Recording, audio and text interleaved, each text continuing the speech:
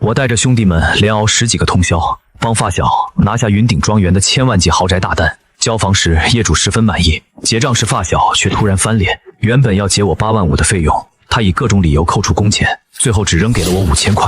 他居高临下指着我：陈峰，你就是个干苦力的泥瓦匠，别搞不清自己的位置。我一言不发，弯腰把钱一张张捡起来，因为我知道没了我，他那个空架子公司马上就要垮了。小赵啊，活儿干得确实漂亮，云顶庄园这套房子交给你，我算是找对人了。那是，林总您的房子，我赵强哪敢含糊？这1个月我天天盯在工地上，每一个细节都是我亲自把关的。您满意就是我最大的荣幸。行，我就不打扰你们了。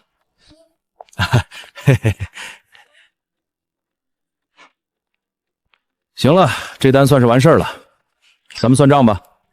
强哥，兄弟们这1个月没日没夜的干，工时费加上我帮你垫付的德国管来费，一共是8万6，零头抹了，你给8万5就行。8万5，陈峰，你算账挺快啊，怎么不把你浪费的材料钱算进去？强哥，什么浪费的材料？地下室的防水是你找错人漏的，那些废掉的材料能赖我们？还有那些线管，每1米都是按图纸走的，损耗率压到了最低。陈峰，你待人这么卖力，是真把我当兄弟，还是觉得我赵强是个冤大头好糊弄？你什么意思？直说吧。工期延误，材料超标，我不管你用什么德国管子，我只认我当初定的预算，里外里扣3万，剩下的钱就当是我赏你们的辛苦费。放屁！赵强，你有没有良心？延误是因为谁？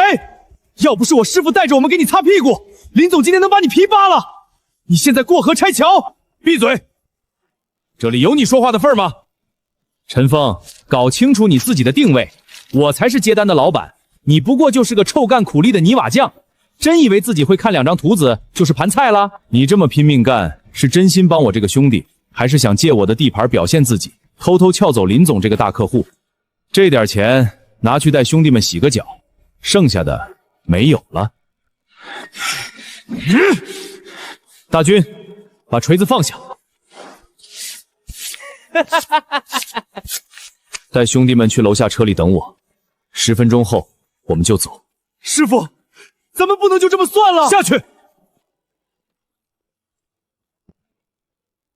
怎么不闹了？陈峰，这就对了，在这个社会上混，光有手艺没用，得认清谁是爹。赵强，这5000块是兄弟们这几天的饭钱，我替他们收了。但你是不是忘了，咱们这个行当里有一句话叫“图纸不撒谎，手艺见真章”。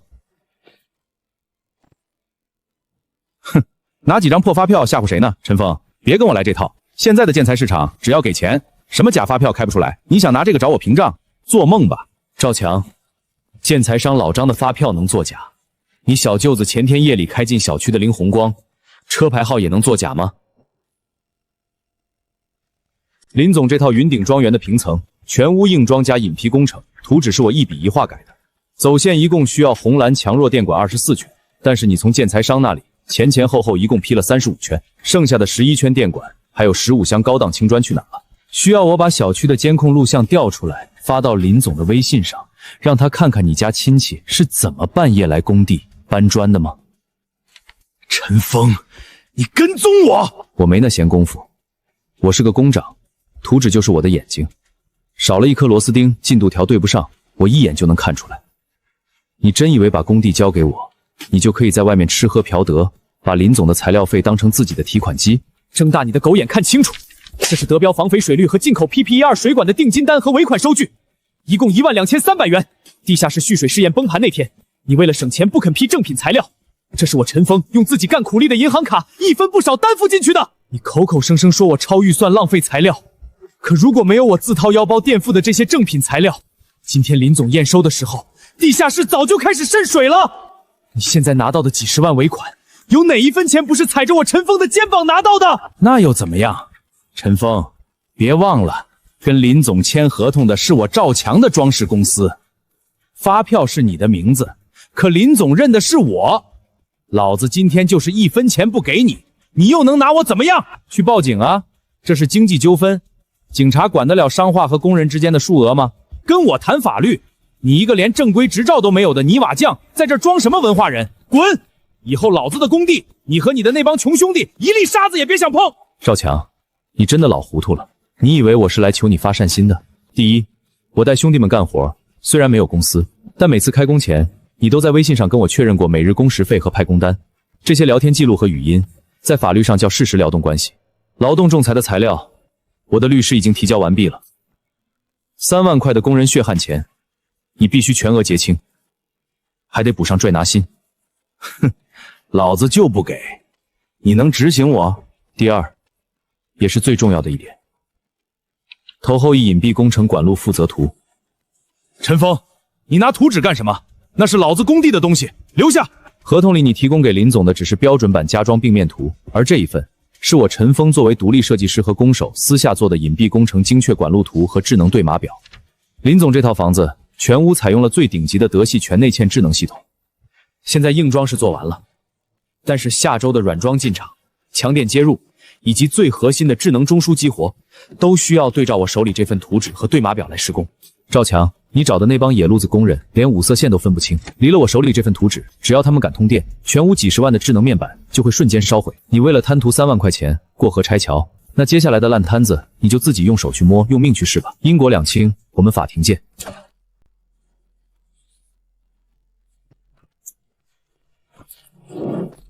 把这5000块钱拨开，让兄弟们去路口那个大排档，一人点2个硬菜，喝点冰啤酒去暑气。剩下的钱给大家伙分了当今天的打车费。师傅，咱们凭什么受这份窝囊气？那3万块钱可是兄弟们熬了3个通宵拿命换来的，就凭他赵强上下嘴皮子一碰，说扣就扣了。我现在就回去找他拼了。坐下，你一拳头下去打伤了他，那是故意伤害，是要进去蹲局子的。为了3万块钱毁了自己下半辈子，你家里瘫痪的老娘谁养？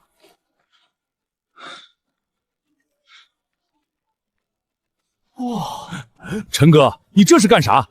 这钱是赵强那王八蛋赖掉的，怎么能让你掏腰包补给我们？你家里也有一大家子要养啊！大家出来跟着我陈峰干活，图的就是一份踏实。我不仅是你们的工长，也是带你们入行的师傅。只要有我陈峰一口饭吃，就不会让兄弟们的血汗白流。这3万块钱，我先给大家垫上。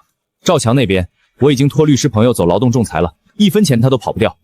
但是从今天起，我们再也不接那个吸血鬼的烂活了。师傅，那咱们接下来干啥？去别的装修公司蹲活吗？寄人篱下，永远只能当别人案板上的鱼肉。我的手艺，你们的功夫，放在整个本市的家装圈也是顶尖的。既然赵强这种只知道坑蒙拐骗的混子都能开公司，我们凭什么不能？下午去工商局，我要注册丰瑞独立设计施工工作室。咱们不接二手包工，直接对客户，靠手艺吃饭，腰板挺得直。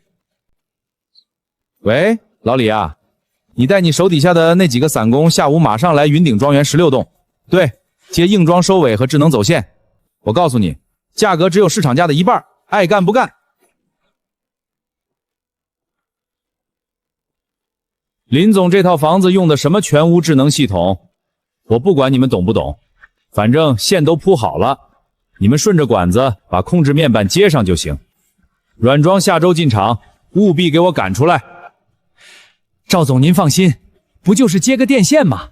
我老李干了10几年水电了，闭着眼睛都能接好，保证给你弄得明明白白。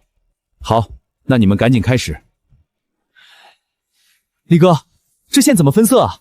这5、6根线全塞一个管子里了，哪个接面板，哪个接网关？管他妈什么颜色，只要通过能量就行。把线头搅在一起，多缠点绝缘胶布，快点干，别耽误赵总下周交房拿钱。陈峰啊，陈峰，你说你离了图纸不行，老子这不是干得挺好？在这个社会，手艺算个屁，脑子才是王道。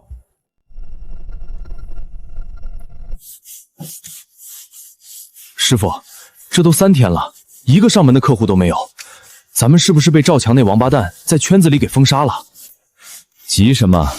好饭不怕晚，咱们干的是口碑，不是一锤子买卖。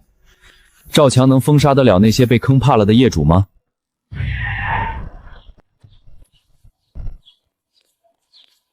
陈老弟，可算找到你了！我刚才去赵强的公司找你，他说你被开除了。我打听了一圈建材市场，才摸到你这儿。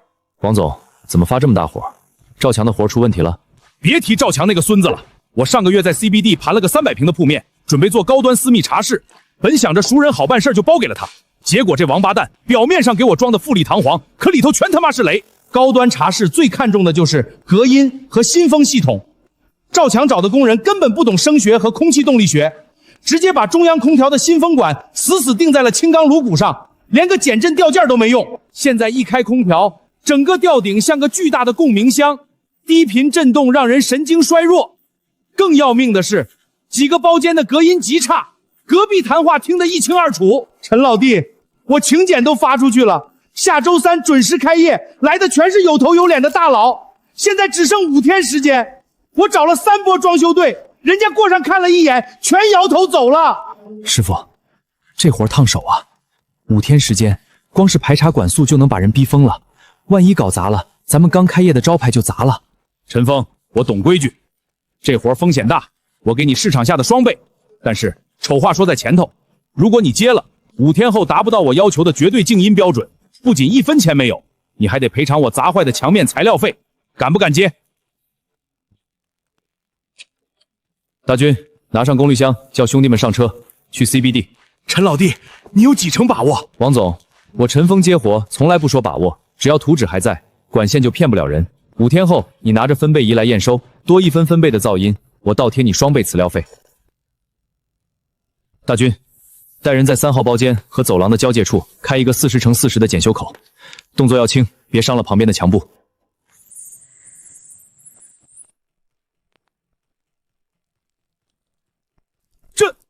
这他妈要是开业那天着了火，我得进去蹲大牢啊！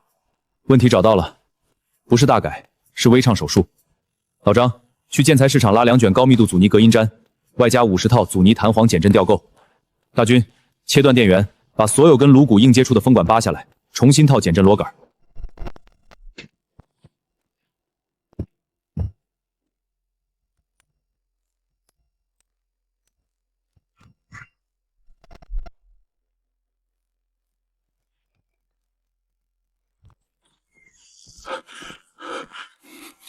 陈老弟，弄好了。王总，您可以开机了。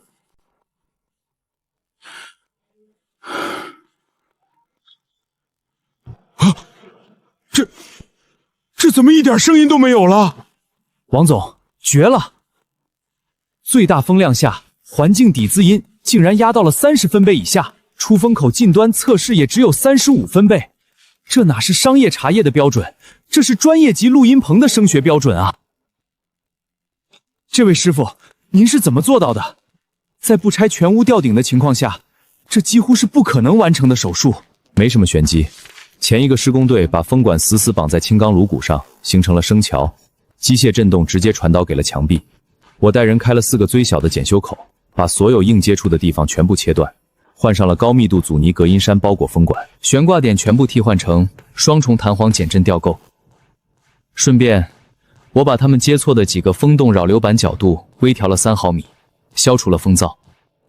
王总，您这是遇到真神了！这手艺，这管路排配的逻辑，在本市我找不出第2家。别说5天，一般的队伍1个月也未必能修得这么完美，而且还没伤到您一片金箔壁纸。陈老弟，不，陈大师，你这哪是修空调，你这是救了我的命啊！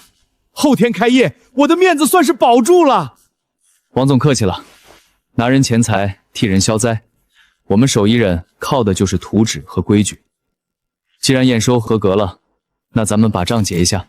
结，马上结！大军兄弟，把对空账号给我，马上往丰瑞工作室的账户里打款。我不管之前的预算是多少，按陈峰工长今天报的数，直接打双倍，不，再多加5万，算是我给兄弟们的茶水费。您尾号3006的储蓄卡账户收入人民币15万元整，活期余额15万元整。这短短5天赚到的钱，比我们跟着赵强干大半年赚的还要多。陈老弟，赵强那个2面3刀的人，以后在这个圈子里算是走到头了。我王海把话撂在这儿，以后我手底下所有的门装修翻新，全包给你的丰瑞工作室。还有我那个高尔夫球会里的老板们，只要有活，我第一个推荐你。那就多谢王总提携了，以后有用得着兄弟的地方，随时开口。师傅，双倍啊！王总硬生生多打了10几万，咱们这算是开门红了吧？看赵强那个王八蛋还怎么封杀咱们！这才刚开始，赵强现在估计正做着他吞噬我们血汗钱的美梦呢。走，回工作室准备准备，明天上午劳动仲裁庭见。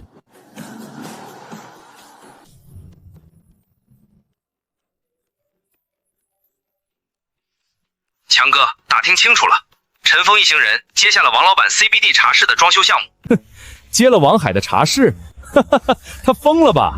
那里面全是我故意留的死胡同，各种线搅在一起，神仙来了也得扒层皮。更何况他只有5天时间。陈峰啊，陈峰，老子还以为你有多大能耐，原来是饿急眼了去捡垃圾吃。等他把王海的茶室搞砸了，面临天价赔偿的时候，我看他那破工作室还怎么开得下去。就是，强哥，那明天上午劳动仲裁的事儿，慌什么？我已经找人做了一套假的出勤表和耗材报垒山，在法庭上没有书面合同，谁主张谁举证。他一个只会看图纸的臭苦力，懂个屁的法律证据链。明天老子要让他不仅拿不到1分钱，还要让他当庭出丑，彻底在这个圈子里身败名落。陈峰，你还真敢来啊！我劝你现在撤诉还来得及，别一会儿丢人现眼，连回去的打车钱都要我施舍给你。省点唾沫吧，留着一会儿跟仲裁员解释。申请人陈峰诉求是被申请人赵强所在的装饰公司拖欠你及6名工友的劳务尾款共计3万元，并要求支付相应的经济补偿金。被申请人，你方是否认可？仲裁员您好，我方完全不认可。第一，我方公司从未与陈峰等人签订过正式的书面劳动合同或劳务承包合同，双方不存在受法律保护的雇佣关系。第二，陈峰等人在云顶庄园的施工期间，不仅经常迟到早退怠工，还私自扣留并浪费了大量昂贵的进口建材，给我方造成了超过5万元的直接经济损失。是啊，我拿他们当兄弟，结果他们偷我的材料出去倒卖，这3万块钱我是故意扣下的，算是抵扣我的损失。我不报警抓他们就算仁至义尽了。赵强，你放屁！谁迟到早退了？谁偷材料了？申请人控制情绪，这是仲裁庭，用证据说话。仲裁员，关于第一点，未签订书面合同，根据劳动合同法及相关司法解释，只要存在实际的用工行为和管理服从关系，就构成事实劳动关系。这是开工第1个月内，我每天向赵成发送的当日施工派单单和考勤打卡表，赵强每天都有明确的回复，收到，按此执行，并且在前期已经通过其私人账户向我们支付过2笔进度款，银行流水和聊天记录相互印证，足以证明事实劳动关系。被申请人对此有什么异议吗？这只能证明他们在工地出现过，但我方主张的第2点是核心，陈峰团队造成了严重材料损耗和延误，我方有权扣发尾款。陈峰，你要证据是吧？这是项目监理出具的材料损耗超标报告，还有每天的考勤不合格记录，上面清清楚楚盖着我们公司的公章，白纸黑字，我看你怎么抵赖。赵强，你是不是觉得只要盖了你公司的公章，假的东西就能变成真的？仲裁员，对方提交的这份损耗报告和考勤记录全是伪造的，而我有绝对的铁证。作为一个金牌工长，为了避免日后的扯皮，我有一个习惯，我手底下的每一个工地，每天收工前，我都会手持工程专用的全景运动相机，进行一次360度的全屋录像扫图。这是8月12日，也就是赵强声称我们全体旷工的那天。画面里，我和我的6个兄弟正在地下室打着赤膊进行防水避水试验，录像时间是晚11点40分。旷工，我们是在为你熬夜拼命。这是8月15日，赵强声称我们损耗了15箱高档枪砖。大家请看这段入库清点视频，10道枪砖45箱。视频里清晰地拍到了枪砖的批次码，我当时还特意对着镜头报了数，10道枪砖45箱，而不是你账本上批的60枪。那缺失的15箱去哪儿了？是被你家亲戚半夜拉走卖给2手建材商了？需要我当庭提供建材商老张的证词录音吗？被申请人伪造证据妨碍仲裁是要承担法律责任的。如果申请人因此去法院起诉你们涉嫌伪造企业印章或诈借，你们是要负刑事责任的。你们还有什么要辩解的吗？仲裁员，我只是接受委托，对这些证据的真实性不知情。我可能记错了。如果证据涉嫌伪造，我方放弃刚才的辩主张。记错了，赵强，这笔钱你今天到底是给还是不给？我给。强哥，谢了啊！不仅把欠的钱吐出来了，还多给了1万5的利息，这买卖划算。陈峰，你别得意的太早，你以为你赢了你得罪了我，我让你在这个圈子里身败名裂。你那破工作室，一辈子也别想接到一单活。赵强，靠一张嘴是杀不死人的，有这闲工夫放狠话，不如回去多烧几炷香，祈祷林总那套房子里的定时炸弹别爆得太早。对了，那45000块钱就当是我提前随给你的破产份子钱了，不用谢。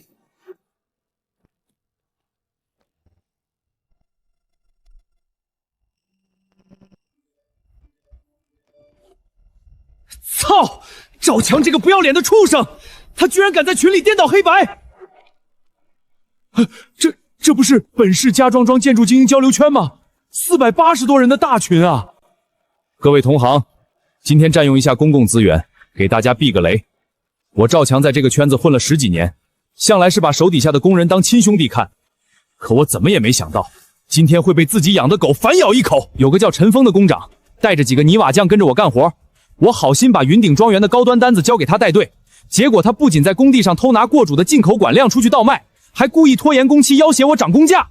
师傅，我咽不下这口气，我现在就在群里跟他对线，把他在云顶庄园干的那些烂事全都抖露出来。大军，把手机放下，删掉你打的字。师傅，你看看他们说的是人话吗？这都骑在咱们脖子上拉屎了。咱们现在刚自己单干，要是被全行业封杀，以后还怎么接单啊？都慌什么？你们真以为一个400多人的微信群，几句跟风的马屁，就能决定我们手艺人的生死？大军、老张，你们给我记住，在这个靠手艺吃饭的行当里，真正能封杀你的，只有你的活干得烂，图纸画错了，管线接反了，防水漏了，那才叫绝路。赵强为什么要在群里发疯？因为他在仲裁庭上输的底裤都没了。因为他知道他的草台班子根本修不好云顶庄园的雷，他这是狗急跳墙，狗咬了你，你要趴在地上咬回去吗？可是师傅，咱们就这么干看着他往咱们身上泼脏水？让他泼，子弹飞得越高，摔下来的时候才砸得越狠。对付这种只知道在群里带节奏的废物，不需要我们去自证清白，他得罪过的人比我们多得多。我们现在要做的是把王海昨天晚上推给我们的那个3层联排别墅的图纸做出来。陈峰，怎么不敢说话了？刚才在劳动局讹钱的时候不是挺能说的吗？你个泥瓦匠，今天你要是不在群里公开给我道个歉，发誓永远退出本市家装圈，我赵强跟你没完！你没完！王总，上次您茬儿换下来的那批劣质新风管和假冒伪链的阻燃线，实物和照片您还留着吧？陈老弟，我正想找你呢。赵强那个傻逼在精英群里发的那篇小作文我也看见了，这孙子真他妈是不见棺材不落泪啊！东西我都留在仓库的死角里没动呢，上面还有他们鼎盛装饰的采购标签。怎么着，老弟，准备收网了？既然他这么喜欢在公众面前演戏，那我们就给他搭一个大一点的戏台。王总，接下来看您的了。赵强，你确定你要在这个有近500位同行的群里，把事情的底牌全都翻出来吗？陈峰，你在这装什么大尾巴狼？吓唬我？老子行得正，坐得端。你有底牌，你发呀！今天你要是拿不出什么所谓的底牌，你就是孙子！赶紧发，让大家都看看你这副无赖嘴脸！良言难劝，该死的鬼！师傅，他都指名道姓骂上门了，咱们还不发证据吗？不用我发，自然有人会替我们把他的皮扒干净。赵强，既然你非要把脸凑过来讨打，那我就替陈老弟好好赏你几个耳光。大家看清楚了，这就他赵强嘴里的职业道德，收了我双倍的高端材料费，给我用最垃圾的3无产品。要不是陈峰老弟带着人熬了4个通宵，用堪称神迹的手艺帮我把这个雷给排了，我明天开业的茶馆就是个火葬场。赵强，你也有脸说陈峰偷你的材料？你就是个只会坑蒙拐骗的吸血鬼！从今天起，我王海名下所有的产业，以及我商会朋友的所有装修单子，鼎盛装饰永久拉黑，全交给陈峰的锋锐工作室。王总，您误会了，那都是手底下工人偷工减料，我不知情啊。既然王总都把话挑明了，我老张也不藏着掖着了。赵强，你少在那儿贼喊捉贼！各位老板，赵强说陈峰偷了云顶庄园的15箱高档墙砖，我给大家看个好东西。大家都听见了吧？赵强自己让他小舅子把砖偷出来半价倒卖，回头在群里污蔑人家陈功夫偷材料，而且当时地下室漏水，人家陈功夫为了保住工程质量，是自己掏了1万多块钱的私房钱，在我这儿买的正德德标防水。我老张干了半辈子建材，没见过陈工长这么负责任的手艺人，更没见过赵强这么不要脸的老板，真是大开眼界。拿3无产品糊弄甲方，还倒打一耙污蔑干实事的工长。赵强，你真够恶心的。赵强，你公司上个月欠我的8万块管材钱，明天前必须结清，不然我直接带人去你公司搬东西。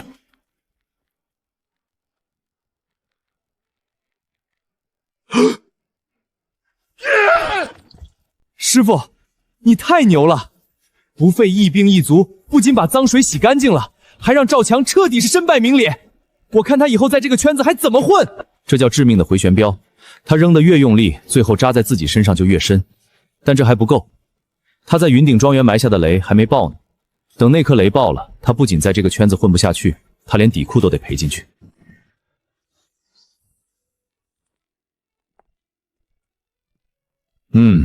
面子工程做得不错，看着确实有质感。全屋智能都调试好了吧？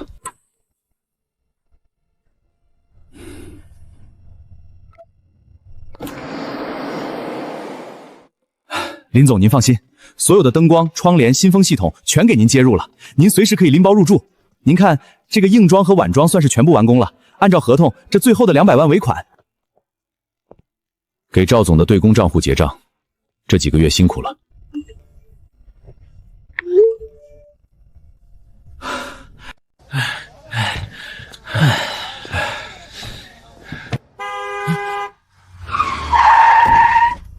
哟，这不是我们本市大名鼎鼎的金牌工陈峰吗？怎么群里吹那么牛逼，现在还不是得自己在这儿像狗一样搬砖？姓赵的，你是不是找死？群里的脸还没丢够是吧？跑这儿来显摆什么？丢脸！老子今天刚刚从林总那里结了200万的尾款，200万！你们这帮穷官蛋干一辈子也见不这么多现金。陈峰啊，陈峰，你不是说离了你的图纸不行吗？你不是说老李他们会把电路烧了吗？老子今天完美交房了，林总满意的不得了。你找王海在群里搞我，那又怎么样？老子有的是钱，大不了换个壳子重新开家公司。可你呢？手艺再好，也不过是个一辈子钻吊顶吃灰的下等人。拿到钱了，挺好。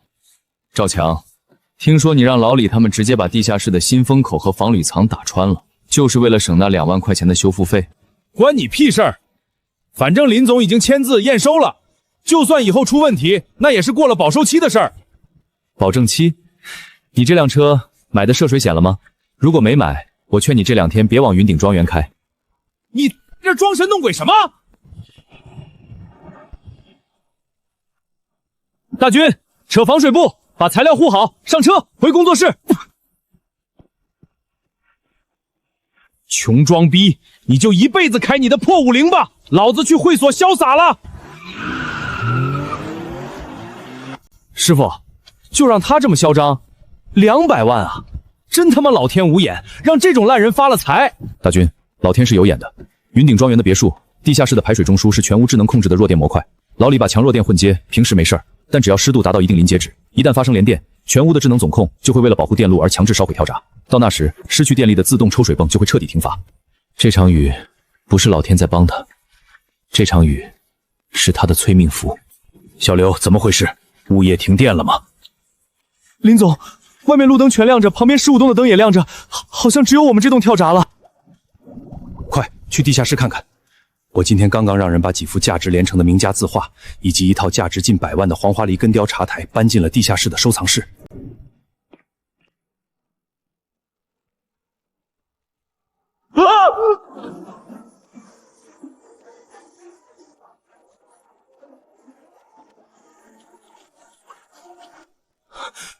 林总，您看那里冒火花了！马上给物业打电话，断掉总电闸。另外，给我立刻马上把赵强那个王八蛋叫滚过来。赵总，今天跟着您算是长见识了，这云顶庄园的活干得真漂亮。林总那边交接的多顺利啊！以后有大单，您可得多提携老弟。好说，只要听我的话，以后这种大单有的是。陈峰那个货还说会烧电路，烧他个头！来，接着喝。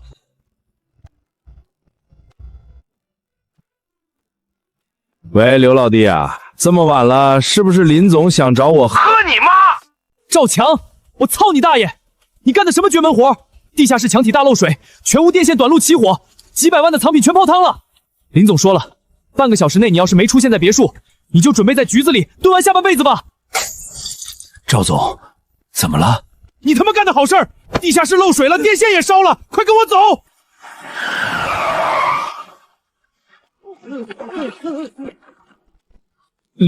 林总，我来了。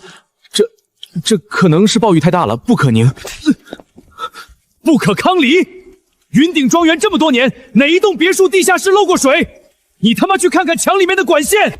老板，我干了30年电工，没见过这么丧尽天良的做法。这哪是装修，这简直是谋杀！地下室那层防护力明显是被人用电钻强行打穿的。更离谱的是，24伏的全屋智能信号线居然被人直接剥了皮，跟220伏的空调强电线缠在一起，连个套管都不加。今晚一漏水，水流顺着墙体流进线盒，瞬间连电。要不是全屋的智能总控胶板直接烧毁，强行断电，这火早就顺着木座烧起来了。老李，你他妈不是说没问题吗？你就是这么给我线！赵总，这不能怪我呀！你给我的预算那么低，又催着交房，这满墙的线连个图纸都没有，我哪分得清哪根是强电，哪根是弱线？我只能瞎接啊！好，现在不是推卸责任的时候。水泵停了，地下室水位还在涨，把全屋的隐蔽工程管线复合图拿出来，给物业电工，让他们立刻把烧坏的短路点全部跳开，重新接通强电，启动水泵。对，快把管线图拿出来。全屋几十个回路，不看图我们根本不知道哪根线通往哪里。要是盲目供电，会引发2次火灾，甚至电死人的。我问你图纸呢？你别告诉我，你堂堂一个包工头，连自己施工的管线图都没有。前期那些完美的走线，到底是他妈谁干的？林总，我没有，图纸不在我这儿。前期不是我干的，是一个叫陈峰的工长。小刘，去找，马上给我去查这个叫陈峰的工长。不管你用什么方法，花多少钱，立刻把他给我请过来。赵强，至于你，你死定了！我保证，我会让你不仅吐出所有的钱，我还要让你把牢底坐穿。林总，我刚才托了几个装修圈的朋友打听，这个陈峰3天前确实自己开了一个叫丰瑞的工作室，但是现在凌晨2点多，根本没人接电话，我发了微信也没人回。林总，您给我个机会！林总，您给我个机会，我能修，我能让水泵转起来。你拿什么修？连图纸都没有，你想把我们全电死在这里吗？林总，我想起来了，之前陈峰带人铺线的时候，我来工地看过一眼。1楼客厅电视背景墙的正后方就是强电的主干线球架，只要把墙砸开，找到主干线，直接拉一个明线接到地下室的水泵上，就能绕过烧坏的智能中枢，强制抽水。胡闹！这墙里全都是管链，没有任何图纸作为参考。你一锤子下去，砸断了主线或者消防线怎么办？这绝对不行！等不了了，水马上就漫上来了。老李，你他妈别装死了，去车里拿大锤砸墙！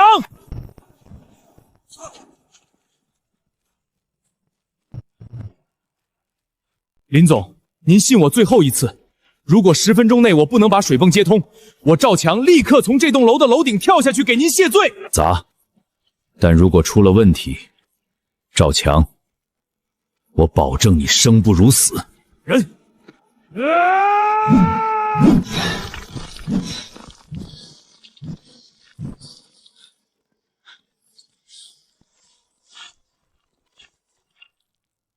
找到了，林总，我找到了，这就是主干线。老李，快拿老虎钳，把管子剪开，把里面的线挑出来接上。赵总，这线颜色全乱了，我不敢剪啊，剪错了会炸的。废物，都他妈什么时候了，还怕这怕那？最粗的红线肯定是强电火线，就这根，接线。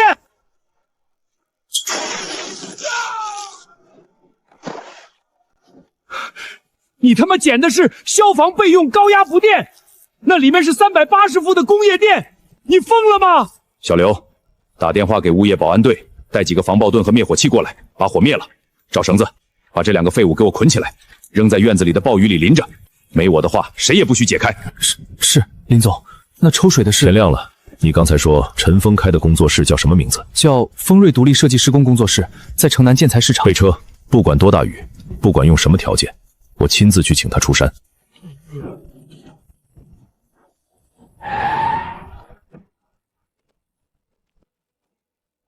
林总，这么大的雨，您不在云顶庄园守着，跑到我这小庙里来，有何贵干？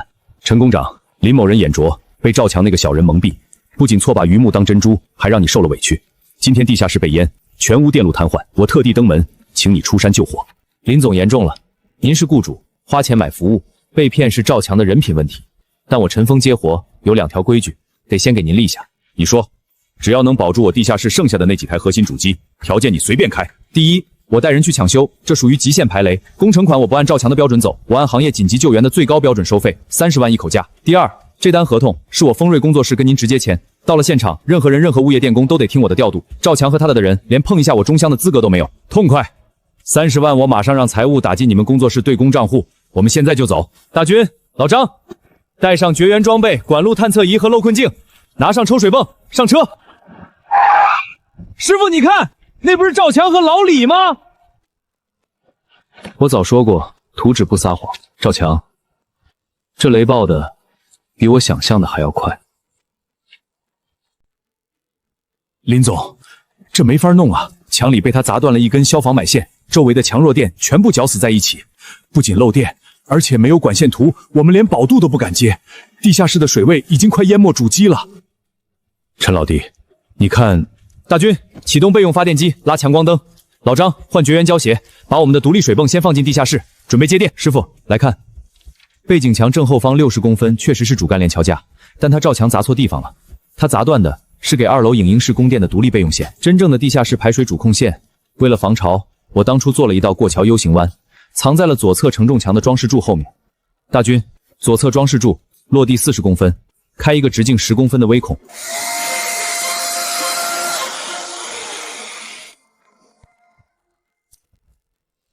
我的天，这走线工艺也太规矩了吧！管子里面竟然还做了防水套管和编号，我干了30年，第一次见到把隐蔽工程做得像艺术品一样的。大军，把我们的水泵电源线递过来，直接并入这个跑路回路。林总，可以通电了，这就行了，不会再爆了吧？我走过的线，只要不被人蓄意破坏，用50年也不会爆。大军，开滑。陈大师，今天要是没有你，我这几百万就算是彻底打水漂了。你不仅手艺绝顶，这职业操守更是让我林某人汗颜。赵强那个蠢货，居然放着你这么一尊真佛不拜，去请那种垃圾，活该他今天落得这个下场。图纸不撒谎。林总过奖了，抽水还需要2个小时，等水抽干了，我会出具一份详细的损失鉴定报告和重修方案。当然，如果林总信得过，这套房子的烂摊子我风穴工作室接了。还出什么方案？这套房子除了你陈峰，我谁也不让碰。修复的预算没有上限，你只敢用最好的材料、最好的人。喂，姓赵的，你砸烂了45万的墙没修好，我师傅就开了一个10公分的孔，水泵已经转了，你听见没？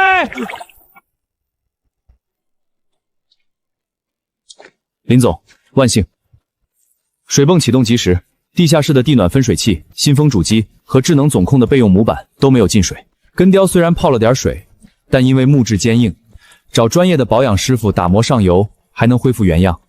至于墙面的软装和地板，软装毁了就毁了，大不了全部扒掉重做，只要核心设备没事，这套房子就还有救。陈老弟，大恩不言谢，这份情我林某人记下了。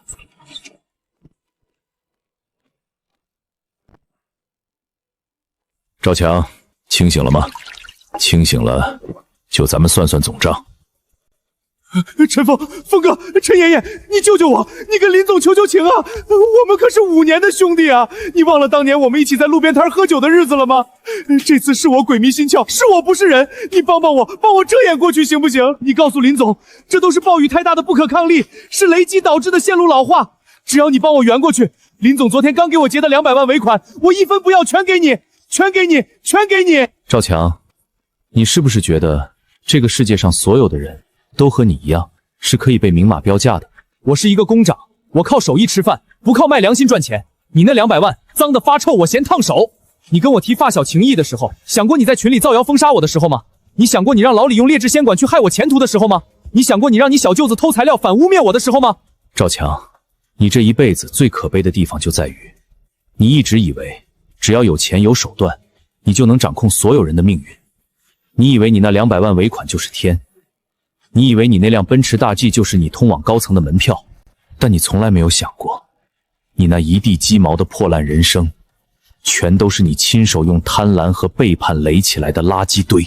陈峰，你到底要怎么样才肯放过我？林总那边只要你一句话，他就会撤诉的。你帮我圆个谎，我可以去跪着求他。林总，这是我刚才做的全屋排查报告，里面附带了我用内窥镜拍下的墙体内部高清照片。第一，地下室德标防伪藏被恶意破坏，直接导致渗水。第二，全屋弱电线管未使用防屏蔽保护管，且强弱电混接率高达 70%， 严重违反国家用电安全标准。第三，也是最严重的一点，全屋所使用的防火阻燃线、新风隔音棉，甚至部分墙体内的水管，全部是伪造品牌标识的三无劣质产品。这已经不是简单的偷工减料，这是蓄意诈骗。好一个鼎盛装饰，好一个赵总，用我的钱买最垃圾的货，还要我的命！小刘，马上给集团法务部总监打电话，把这份鉴定报告扫描发过去。我只有一个要求，以涉嫌合同诈备罪、重大责任事故罪，立刻向公安机关经侦队报案，申请法院立刻冻结他名下公司及所有银行账户。我要让他昨天吞进去的那200万，一分不少的给我吐出来。我要让这辈子在牢里把牢底坐穿。是，林总。你个王八蛋！你断我财路，你把我往死里逼，我就算做鬼也不会放过你。你以为你接了这个盘就能发大财？我告诉你，我干不了，你也别想好过。赵强，断你财路的不是我，是你自己的贪心。至于我好不好过，你可能没机会看到了，因为接下来的10几年，你大概只能在铁窗里面看着图纸发呆了。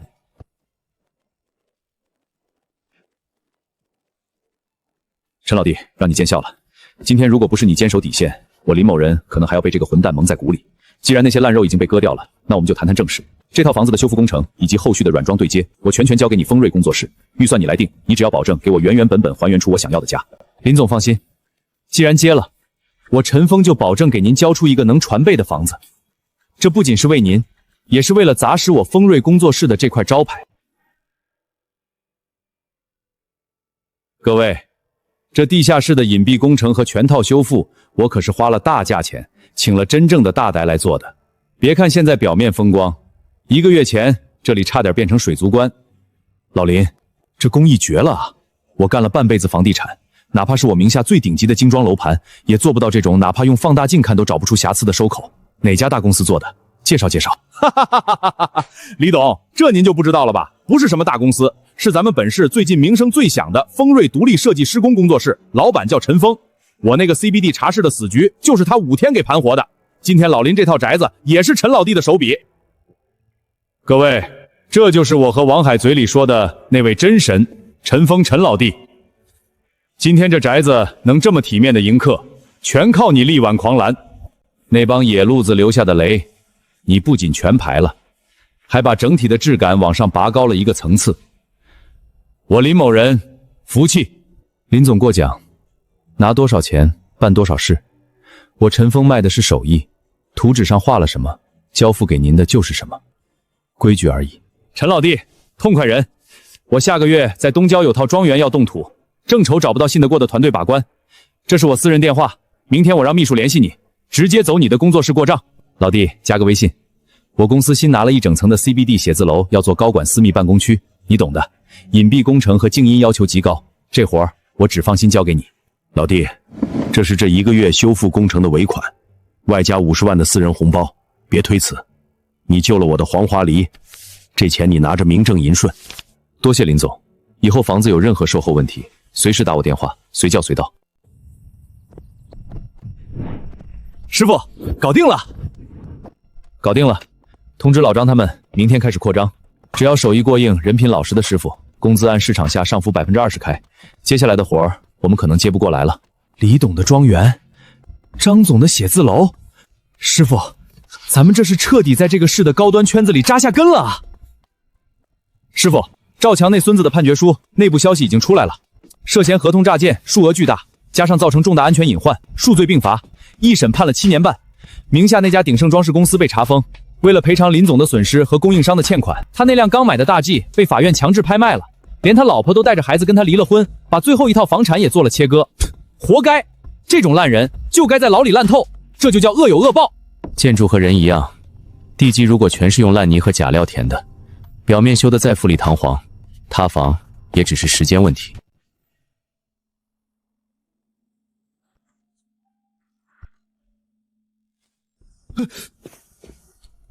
我操，这孙子怎么跑这儿来了？陈峰，陈峰，你开门！我知道你在里面。我错了，我真的错了。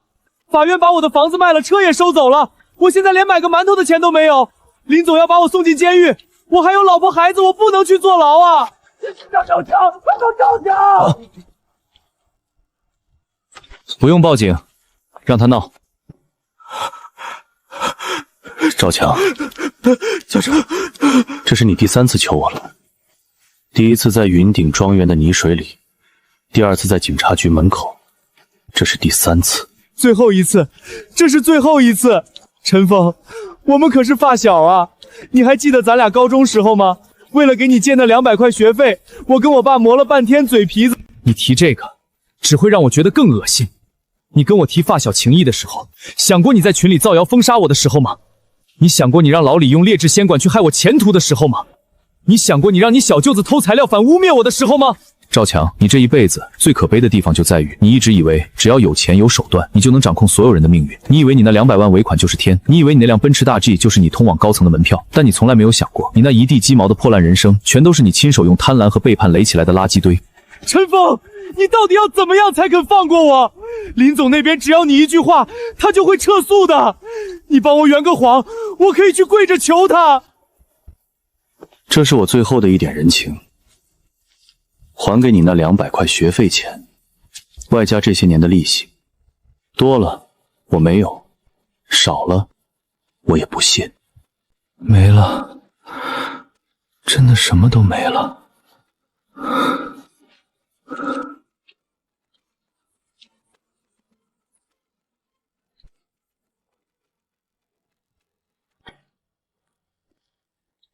师傅，这就完了？完了，这7年半的牢狱足够他去反思自己是怎么把一手好牌打得稀杂的。而我们要做的是往前看，这才是我们下一步的重心。在这个圈子里，被背叛的人不止我一个，我们要让那些像当初的我一样满身伤痕的年轻人，拥有自己的避风港。